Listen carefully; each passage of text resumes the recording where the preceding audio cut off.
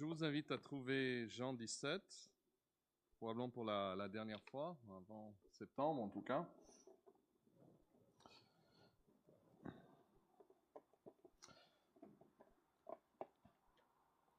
On a tous envie d'être pratiques et de pouvoir parler des choses très pratiques de la vie. Et c'est important d'appliquer la parole d'une manière pratique à nos vies. Mais quelqu'un a très bien dit que le problème avec nous les chrétiens, c'est que de notre point de vue, Dieu est petit et les hommes sont grands. Et quand Dieu est petit et les hommes sont grands, tout est un problème, n'est-ce pas? Mais quand on arrive à inverser cette vision des choses et voir que Dieu est grand et que les hommes sont petits, ça enlève beaucoup de difficultés parce que nous avons la bonne perspective que ces hommes qui sont là, ces hommes, ces personnes qui nous causent ces problèmes même, sont petites, mais Dieu est grand. Et donc, je pense que la chose la plus pratique que nous pourrions faire, c'est d'augmenter notre vision, notre perspective de Jésus-Christ. De voir combien Jésus est grand. Et j'espère que nous verrons ça ce soir dans Jean 17 et verset 5. Je vais lire les versets 4 et 5. C'est la prière de Jésus.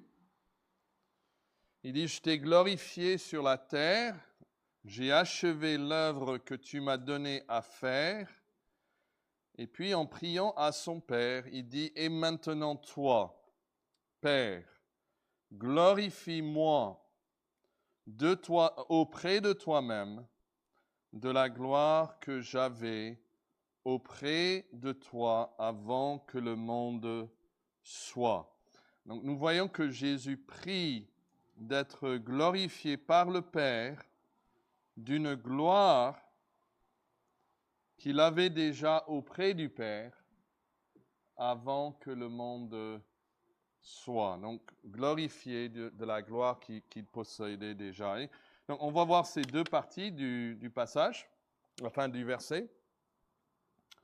Et je veux considérer ensemble d'abord le fait que Jésus avait une gloire auprès du Père avant l'existence du monde. C'est ça la base de sa requête. Il demande une gloire, mais pas n'importe quelle gloire, et pas forcément une nouvelle gloire, mais la gloire qu'il demande, c'est la gloire qu'il avait auprès du Père avant l'existence du monde. Voyez ça? Père, glorifie-moi auprès de toi-même de la gloire que j'avais auprès de toi avant que le monde soit. Alors, cela soulève plusieurs choses que ce serait bien de souligner. Et la première, c'est plutôt simple, mais c'est juste un constat. C'est que l'homme qui prie, ça c'est Jésus, il prie, il est conscient d'avoir existé avant la création de toutes choses. Le thème de cette série, c'est le cœur sacré de Jésus ouvert dans sa prière. Et quand il commence à prier, on voit qu'il est conscient lui-même qu'il existait avant la création du monde. C'est important de le dire parce que vous allez rencontrer des gens qui vont vous dire que non, Jésus ne s'est jamais dit qu'il était Dieu. Jésus, il s'est présenté comme un simple homme. C'est des autres qui ont fait de lui un Dieu. Non, quand Jésus prie, et là c'est vraiment intime avec le Père, il est conscient d'avoir existé lui-même. Il est conscient d'une existence. Il peut y réfléchir. Il peut se souvenir même de la gloire qu'il avait avant de venir ici sur terre. Ça fait partie de la grandeur de notre Seigneur. Quand il marche sur les routes de la Judée, quand il s'assoit avec ses disciples, il est conscient qu'il n'était pas toujours comme ça, qu'il avait auparavant une gloire auprès du Père qui était une gloire éclatante. Et ça pose la question, qu'est-ce que nous croyons par rapport à l'avant, hein? Est-ce que nous croyons qu'il y avait un avant le monde? La cosmologie, c'est l'étude de l'univers dans sa totalité. Ça inclut son origine. Et selon la cosmologie, le modèle le plus populaire de nos jours s'appelle, pour parler des origines, s'appelle le Big. Voilà. Et c'est la principale théorie pour expliquer l'origine de l'univers. Mais qu'est-ce qui s'est passé avant cela? J'ai cherché sur Internet, qu'est-ce qu'ils disent? Alors j'ai lu que certains modèles, comme celui de l'univers cyclique, suggèrent que notre univers actuel serait le résultat d'un effondrement d'un autre univers précédent. D'autres hypothèses évoquent un univers miroir où le temps s'écoulerait à l'envers, donc jusqu'au Big Bang, et puis ça repart dans l'autre sens. Enfin, pour des penseurs comme Stephen Hawking, ils pensent que le temps lui-même commence avec le Big Bang et que toute spéculation sur un avant est dépourvue de sens. Lui, il ne veut même pas y réfléchir. Un avant, il ne faut même pas y penser. Mais Jésus pense qu'avant que le monde soit, il existait déjà lui-même, avant la matière. Ce soir, c'est pas ce soir, aujourd'hui j'étais dans le train, je lisais un livre et il y avait une citation de Jacques Monod.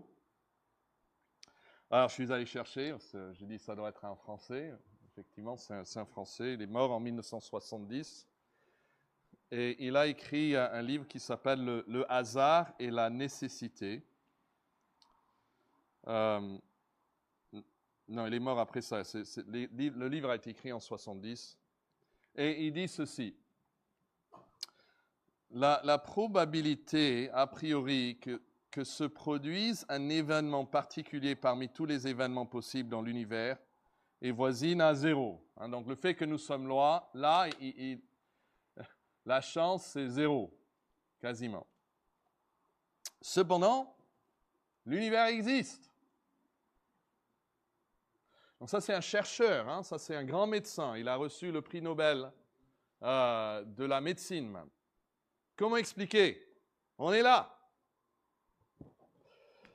Bon, il dit il faut bien donc que des événements particuliers s'y produisent, hein, dont la probabilité avant l'événement était infime.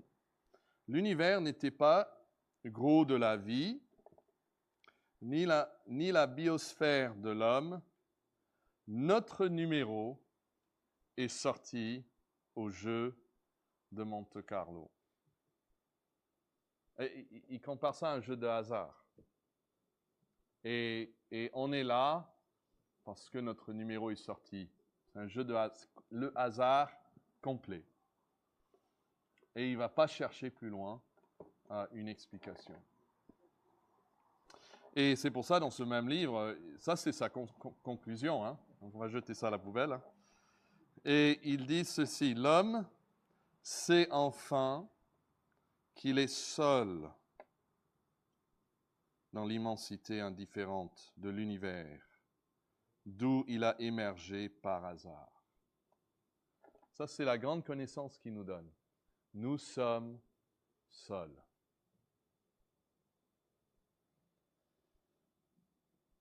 Et je pense que c'est la dernière phrase de son livre. Hein. Non plus que son destin, son devoir n'est écrit nulle part.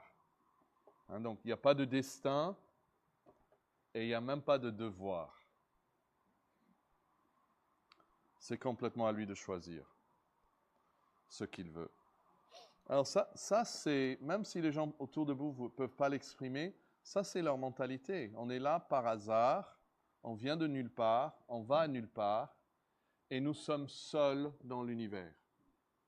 Et ça crée une tristesse, en fait, une tristesse accablante, parce qu'il n'y a pas de raison d'être, il n'y a pas d'explication. Et ça, c'est un homme, voilà, il dit, on est là sans dessein préalable, c'est à l'homme de décider ce qu'il veut, mais bon, on va tous partir dans le néant quand même. Mais la Bible dit qu'il y avait un commencement, qu'il y aura une fin. Ça, c'est notre cosmologie chrétienne, hein. Il y a eu un commencement. Au commencement était la parole. Et il y aura aussi une fin. Et Jésus, tout cela pour dire que Jésus, il accepte complètement cette vision des choses, qu'il y a eu un commencement, et lui, il était déjà là. Et il y aura une fin. Mais pour revenir à notre texte, on peut noter une deuxième chose, c'est qu'il y a une gloire infiniment supérieure à tout ce que l'homme pourrait offrir à Dieu. Jésus désire, notez le verset 5, il désire une gloire comme celle qu'il a connue avant la création de l'homme. Donc, c'est pas comme si, il reçoit la gloire de l'homme et il dit, waouh, ça c'est le summum. Maintenant, j'ai la gloire que les hommes me donnent.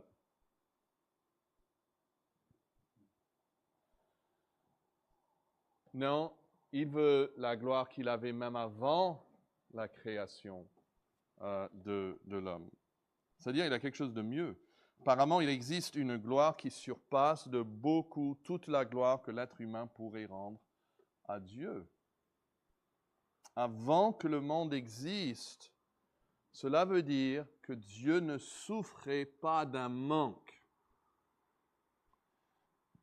Un manque de gloire. Il est impossible que Dieu souffre d'un manque quelconque.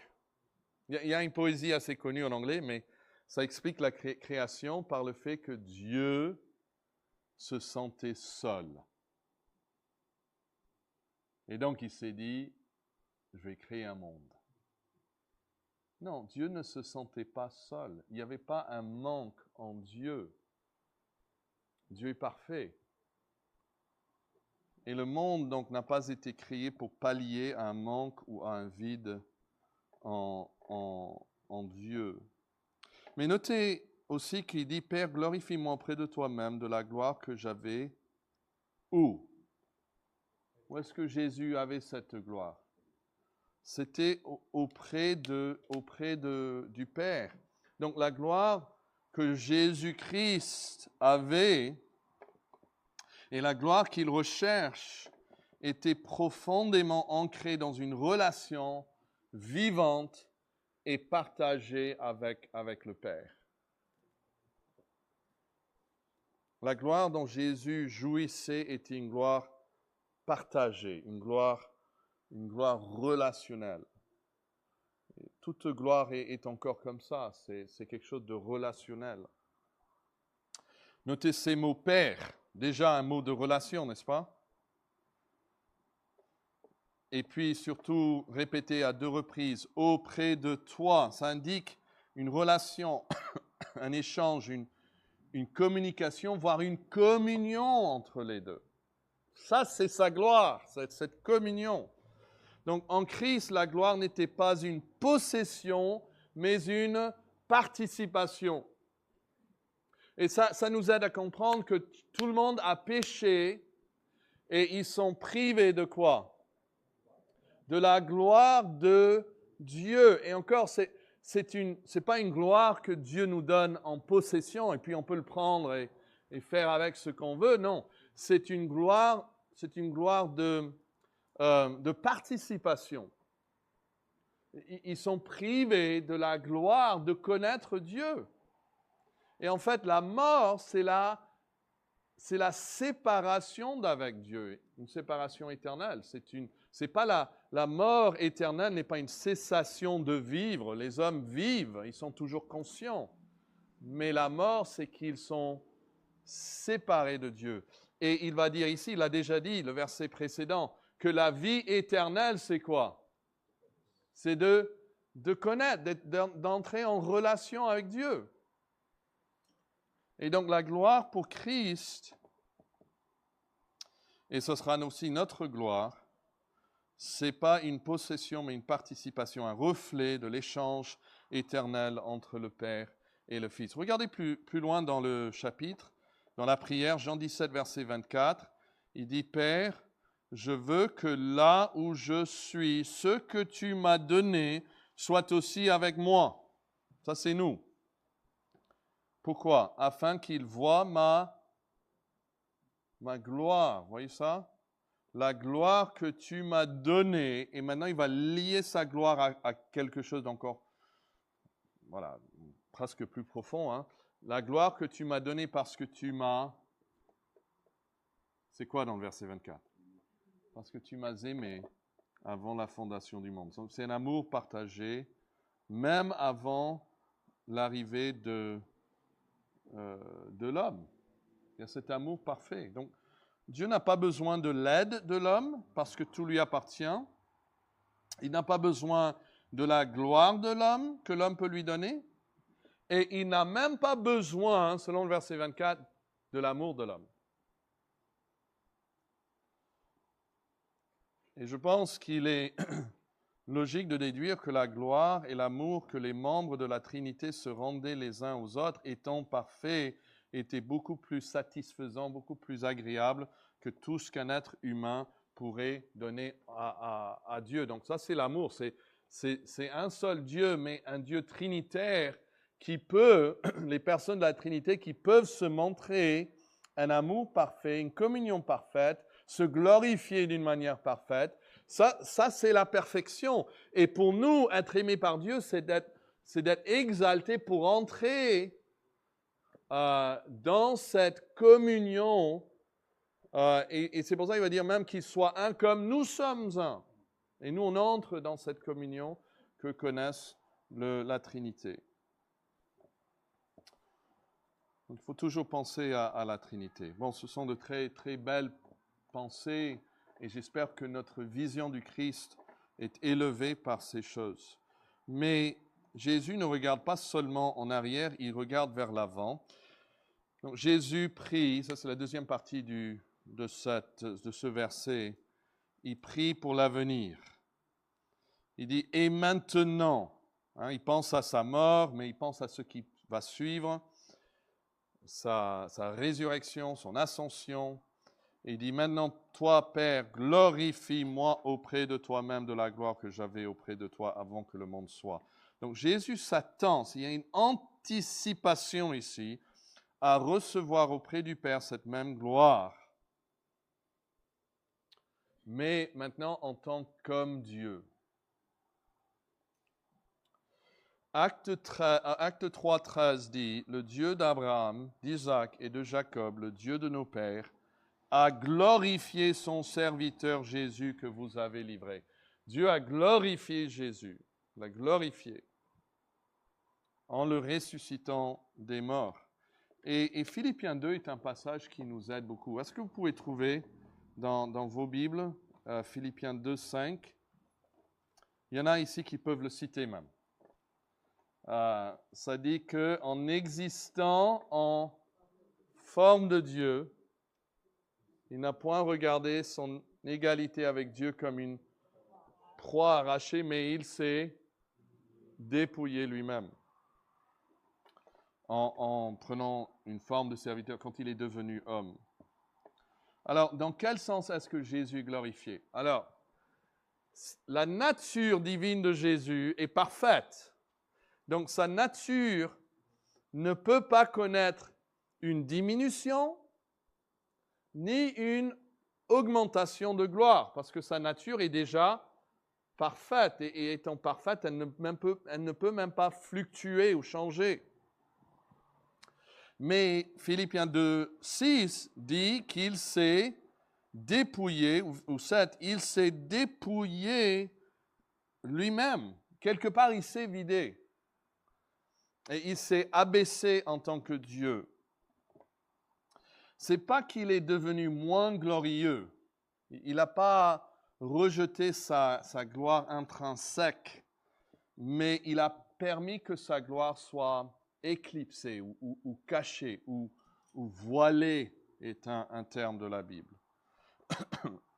Et il a pris la chair d'un homme et il s'est démontré comme étant un simple homme. Il s'est abaissé, encore, selon Philippiens 2 ici, il s'est abaissé sous la forme d'un serviteur. C'est un peu comme si la lueur d'une chandelle est cachée dans une lanterne obscure et on ne voit pas complètement la lueur qui brille. Et il y a quelques occasions, quelques exceptions, par exemple sur le mont de la transfiguration, où il a permis que cette gloire qui était déjà la sienne, mais éclate et que les autres puissent la voir, mais elle était voilée la plupart du temps. Donc quand il est exalté quant à sa nature divine, ce n'est pas que la nature change, mais ce qui change, c'est qu'elle est déclarée de nouveau. Elle a été cachée pour un temps, mais maintenant elle est révélée de nouveau. Romains 1,4 dit ceci, écoutez. Déclaré fils de Dieu avec puissance selon l'esprit de sainteté par sa résurrection d'entre les morts. C'est là qu'il est vraiment déclaré qu'il est le fils de Dieu. C'était caché avant. Mais sa gloire réapparaît de nouveau quand Dieu le ressuscite et le fait monter au ciel. Mais voici ce qui est quand même nouveau quant à la gloire de Jésus. Réfléchissez à cela. Je vous cite ici un prédicateur du XVIIe siècle. Il dit « La gloire que possédait seule la divinité de toute éternité », parce que Jésus était toujours Dieu, n'est-ce pas? Mais il n'était pas toujours homme. Il est devenu homme. Et donc, la gloire que possédait seule la divinité de toute éternité est désormais communiquée à la personne unique de Jésus qui est composée de deux natures maintenant. La nature divine et la nature divine et humaine. Il est parfaitement Dieu et parfaitement homme. C'est cela que nous devons comprendre. Ce n'est pas censé être une théologie obscure, mais nous avons un sauveur qui n'est pas simplement un homme de bien, un homme très fort, un homme avec des puissances miraculeuses. Nous avons un sauveur qui est à la fois parfaitement homme et parfaitement Dieu. C'est ça qui fait que notre sauveur est si grand. Donc dans la personne unique de Jésus-Christ, il y a les propriétés des deux natures. Il y a les propriétés de sa nature divine et les propriétés de sa nature humaine. Et ces deux peuvent être attribués à la seule personne de Jésus-Christ, que nous pouvons adorer comme Dieu le Fils. Autrement dit, bien que la nature divine et la nature humaine de Jésus soient distinctes, et on ne veut pas les mélanger, il y a deux natures, humaine, divine, elles restent distinctes, elles sont quand même unies dans la même personne. Donc on a la Trinité, trois personnes unies dans la même nature. Et puis on a Jésus-Christ, deux natures unies dans la même personne. C'est incroyable, hein? Et je ne peux pas le comprendre. Et cela nous permet par exemple d'affirmer que Dieu a souffert sur la croix. Ce serait blasphématoire s'il ne s'agissait pas de Jésus-Christ, vrai Dieu et vrai homme. Ou de dire que Marie est la mère de Dieu si nous parlons du Fils incarné. Ou encore, comme dans ce passage, l'humanité du Christ participe à la gloire éternelle de la divinité. Il se dit, glorifie-moi, moi, Jésus, l'homme Dieu, devenu homme, glorifie-moi, maintenant dans cet état nouveau, je suis homme maintenant, de la gloire que j'avais avant la création du monde. Réfléchissez à ce verset. Hébreux 1:6. Lorsque Dieu le Père a introduit dans le monde le premier-né, il dit que tous les anges de Dieu, quoi? L'adorent. Il parle du Fils incarné en tant que bébé. Et si vous lisez Luc 2, vous avez ce récit en fait. Il y a les anges qui arrivent et qui chantent et qui adorent le bébé. Donc Dieu veut qu'il soit adoré, pas seulement dans sa nature divine, mais dans sa personne, qui est à la fois divine et humaine, qu'il soit adoré, et cela même par les anges eux-mêmes. Et cette compréhension a été formalisée lors du concile de Chalcédoine en 451, qui affirme l'union de deux natures, et je cite, sans confusion, sans changement, sans division et sans séparation. Donc il y a l'unité de la personne et il y a distinction des natures. Et les réformateurs étaient vraiment même avis que l'Église de l'époque, l'Église romaine, sur ce fait.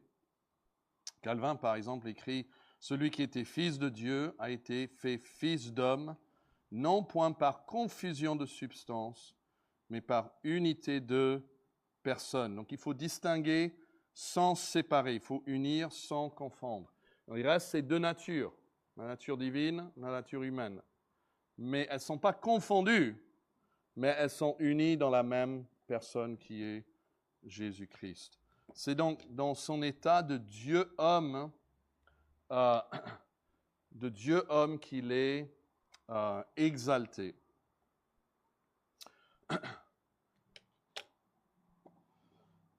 Et c'est pour ça que Jésus a aujourd'hui un corps. Même vous les jeunes, hein, pensez à cela.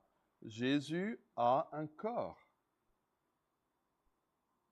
Un corps qu'il a reçu dans son humiliation. Un corps qu'il a reçu de Marie.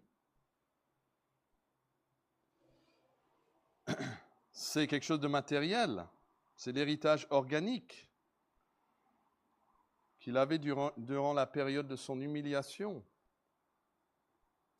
Et c'est cela qui a poussé un professeur écossais du 19e siècle à s'exclamer, je cite, « La poussière de la terre est sur le trône de la majesté dans le ciel. » Jésus est assis à la droite avec son corps,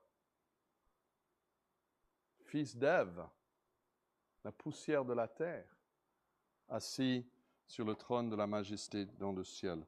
Mais on sait que c'est un corps qui est bien différent, hein. C'est un corps qui a été glorifié. Et Philippiens 3, 21 dit que nos corps aussi seront rendus semblables à son corps. Donc nous allons participer à sa glorification. Et j'aimerais terminer avec un passage en Éphésiens 1, si vous voulez bien y aller, parce que ça c'est maintenant l'application avec laquelle je veux terminer. C'est que la glorification de Jésus, elle est aussi pour nous. Il veut nous faire entrer même dans sa gloire. Et cette gloire, il a comme le ressuscité. Alors, Éphésiens 1, verset 16, je commence au verset 16. Il dit « Je ne cesse de rendre grâce pour vous, et je fais mention de vous dans mes prières, afin que le Dieu de notre Seigneur Jésus le Messie, Jésus le Christ, le Père de gloire, vous donne un esprit de sagesse et de révélation dans sa connaissance, qu'il illumine les yeux de votre cœur pour vous, que vous sachiez quelle est l'espérance qui s'attache à son appel. » Voyez, vous avez une espérance si vous êtes en Christ. Et il veut que maintenant, aujourd'hui, vous connaissez cette espérance. Que vous connaissez aussi, verset 18, plus la richesse de la gloire de son héritage qu'il a réservé aux saints. Que vous connaissiez aussi, verset 19, quel est envers nous qui croyons l'infinie grandeur de sa puissance, se manifestant avec efficacité par la vertu de sa force. Parlons de cette force au verset 20. Dieu l'a déployée en Christ. En faisant quoi?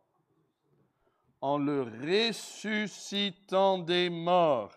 Oui, ça fait partie de sa glorification. Mais il a fait plus que ça. Et en le faisant asseoir à sa droite dans les lieux célestes. Où est-il maintenant, le Dieu-homme, l'homme-Dieu? Il est, verset 21, au-dessus de toute domination, de toute autorité, de toute puissance, de toute dignité. Vous dites, ça parle des puissances célestes ou des puissances terrestres? Et la réponse est oui, c'est toutes ces autorités. Et de tout nom qui peut être nommé, non seulement dans le siècle présent, mais encore dans le siècle à venir. Et encore, il continue avec cette glorification. Il a ressuscité, il a mis à sa droite, il a fait asseoir à sa droite, au-dessus de... Et il a mis, maintenant verset 22, il a tout mis sous ses pieds. Et il lui a donné pour chef suprême à qui? À l'Église, qui est son corps, la plénitude de celui qui remplit tout en tous. J'ai oublié de lire la fin de Philippiens 2, qui parle de la glorification, mais vous connaissez, j'espère. Il s'est humilié, mais Dieu l'a souverainement élevé et lui a donné maintenant, en tant que Dieu-homme, dans son humanité jointe à sa divinité, lui a donné le nom qui est au-dessus de tout nom, c'est-à-dire Seigneur. Seigneur. Et ici, il nous dit qu'il a fait cela dans son rôle de chef suprême de l'Église. C'est-à-dire pas juste tout seul, mais déjà pensant à son lien avec nous. Il l'a exalté comme notre chef. Imaginez qu'il y a plusieurs tribus. Et on va à une rencontre où il y a peut-être, on va dire, une dizaine de tribus réunies. Et nous sommes tous de la même tribu. Et donc, nous, on a notre chef. Les autres ont leur chef. Et quand on arrive à cette rencontre avec toutes ces tribus et leurs chefs, c'est notre chef qui est exalté au-dessus de tous les autres chefs. C'est notre chef. Vous voyez ça? Nous, on entre dans cette gloire. Les gens aujourd'hui, ils font le fou quand leur équipe de foot gagne. Ils s'identifient juste parce qu'ils ont le maillot. Voilà, c'est notre équipe qui a gagné. Mais là, c'est vraiment notre chef, notre époux. Et il est exalté dans ce rôle organique qu'il a avec nous. Et donc, ça entraîne notre exaltation aussi. Alors, je ne connais pas tous vos problèmes, mais qui est grand comme ça? Qui est grand comme notre chef? Qui est grand comme notre sauveur? Peut-être nous devons demander pardon à Dieu de voir les hommes comme grands et de voir que non, notre chef est au-dessus de tout nom qui peut être nommé dans ce siècle et le siècle à venir. Notre sauveur est le vainqueur. Et il nous dit que tous ceux qui viennent à moi, je ne les repousserai pas. Et donc nous pouvons venir à un Sauveur qui est victorieux. Et dans sa gloire, nous aurons aussi notre gloire. Dans sa victoire, nous aurons notre victoire. Et de son exaltation, nous avons notre